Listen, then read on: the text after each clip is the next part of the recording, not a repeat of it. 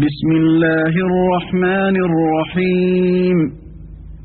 আবাসা ওয়া তাওয়াল্লা আন জাআহুল আ'মা।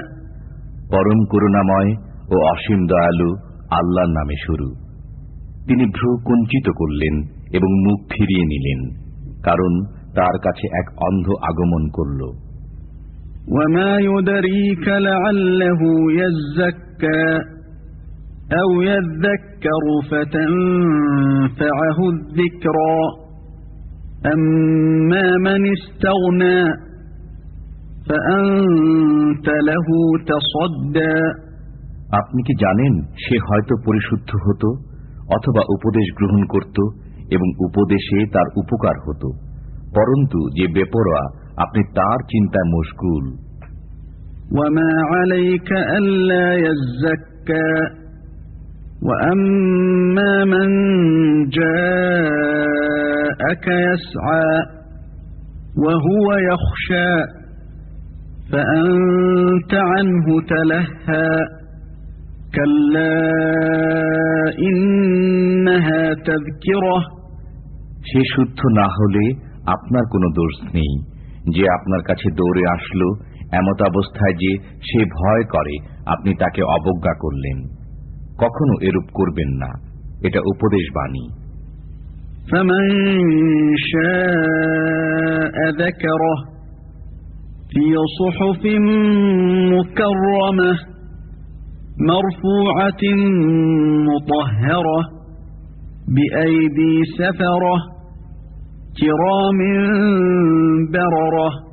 অতএব যে ইচ্ছা করবে সে একে কবুল করবে। এটা লিখিত আছে সম্মানিত উচ্চ পবিত্র পত্রসমূহে, লিপিকারের হস্তে, যারা মহৎ পূত চরিত্র। কুতিলাল ইনসানু মা আকফারাহ মিন আইয়ি শাইইন খালাকাহ মিন নুতফাতিন খালাকাহু ফাকদ্দারাহ সুম্মা আস-সাবিলা ইয়াসসারাহ সুম্মা আমাতাহু ফাআকবারাহ। মানুষ ধ্বংস হোক, সে কত অকৃতজ্ঞ। তিনি তাকে কি বস্তু থেকে সৃষ্টি করেছেন? শুক্র থেকে তাকে সৃষ্টি করেছেন, অতঃপর সুপরিমিত করেছেন তাকে, অতঃপর তার পথ সহজ করেছেন, অতঃপর তার মৃত্যু ঘটান ও কবরস্থ করেন তাকে। সুম্মা ইযা শাআ আনশারাহ কাল্লা লাম্মা ইয়াকদি মা আমারাহ। এরপর যখন ইচ্ছা করবেন তখন তাকে পুনরুজ্জীবিত করবেন। সে কখনো কৃতজ্ঞ হয়নি। তিনি তাকে যা আদেশ করেছেন সে তা পূর্ণ করেনি। ফালইয়ানজুরিল ইনসানু ইলা তাআমিহি আন্না সাবাবনাল মা'a সাব্বা সুম্মা শাকাকনাল আরদা শাক্কা। মানুষ তার খাদ্যের প্রতি লক্ষ্য করুক। আমি আশ্চর্য উপায়ে পানি বর্ষণ করেছি, এরপর আমি ভূমিকে বিদীর্ণ করেছি। فأنبتنا فيها حبا وعنبا وقضبا وزيتونا ونخلا وحدائق غلبا وفاكهة وأبا متاعا لكم ولأنعامكم। অতঃপর তাতে উৎপন্ন করেছি শস্য, আঙ্গুর, শাক সবজি, জয়তুন, খরজুর, ঘন উদ্যান, ফল এবং ঘাস, তোমাদের ও তোমাদের চতুষ্পদ জন্তুদের উপকারার্থে। فإذا جاءت الصاخة